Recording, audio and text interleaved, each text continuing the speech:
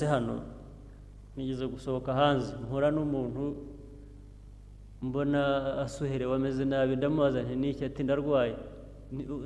niki ati nziza ibyo twaraye turiye nijoro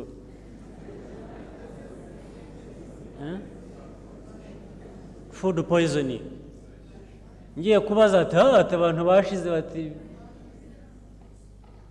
hari nk'abantu 50 cyangwa se bagiye kugera mu 100 bariho batwara mu hospital ubwo n'uwarwaye n'uwafashwe bishobora kuba byarangiriyeho njye nkwiye gusubira inyuma nkabaza ibintu warayimpaye ni ibiki ikindi n'uwamukodesheje ntabwo naguhaye amafaranga utabanje gusobanura impamvu wagaburiye abantu ibyo utagomba kubagaburira